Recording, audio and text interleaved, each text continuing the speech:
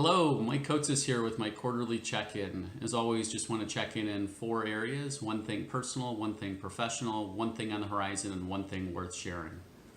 One thing personal, the topic is cancer. My mom was diagnosed this summer with cancer, and I've realized that this is a blessing in disguise. Why? Because it's allowed her to shed obligations and commitments that were actually causing a lot of stress in her life. And I'm grateful that I've been able to be there for her along this journey, to help her, to make time in my schedule to be there for her. After all, who wouldn't be there for your mom?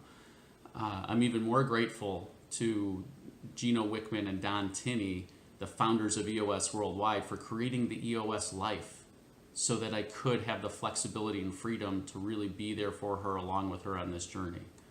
My question to you is, are you living the EOS Life? Check out this blog article down below of the 5 key points of the EOS Life.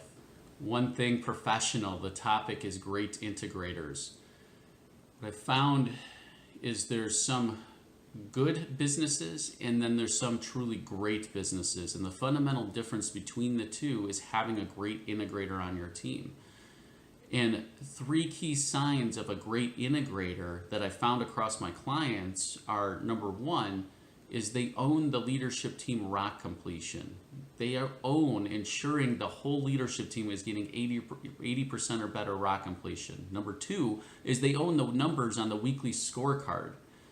They are ensuring and being fanatical that the numbers are green each and every week. And when they're off track, they're digging in to find out why and taking the team down that path to get them back on track. And number 3 is they own the leadership team's to-do completion percentage. They are ensuring the leadership team is doing what they say, getting 90% or better of their weekly to-dos done each and every week. When those 3 things are being done consistently and consistently well, I find that the organization really takes off like rocket fuel. Check out this blog article down below with more info on what it means to be a great integrator. One thing on the horizon, the topic is back to the basics. Many of my clients, nearly all of them, are growing at unprecedented rates right now. The economy is really good and they're doing some things to take advantage of that. And what I found is that it's a danger in disguise if you're not careful, because it can caused a few of my clients to become a little complacent, especially with the amount of vacations that they've been taking over the summer.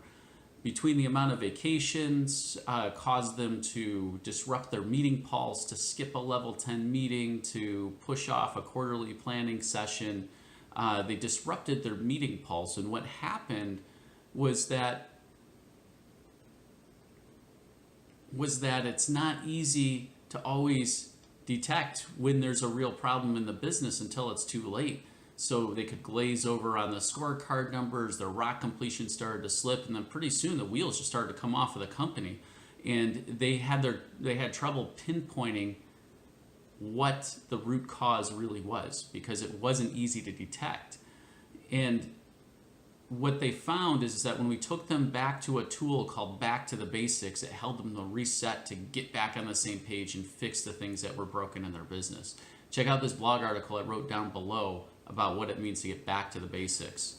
One thing worth sharing, the topic is thanks for firing me. One of my clients had a former employee write them a letter that was entitled, "Thanks for firing me." This client had struggled with using the people analyzer and finally got over the hump and clarified that one of their key people didn't GWC their seat. And they ultimately made the tough decision to let them go because they were hampering the organization.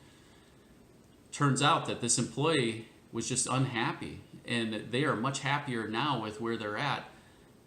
They didn't like being there, but yet they wouldn't resign themselves. They needed to be let go. They needed to be released. My question to you is, where is this happening in your company? Who do you think that is struggling in your team that just needs to be released to something that is a higher and better use of their time elsewhere? Check out this blog article down below that includes the email that this employee sent my client. Thanks for watching today. Did this message resonate with you? If you know a business leader or someone that could benefit from hearing this message, please forward it to them. and invite them to visit my blog at gpsforsmallbusiness.com. As always, just know that I'm here to help. Thanks a lot, and make it a great day.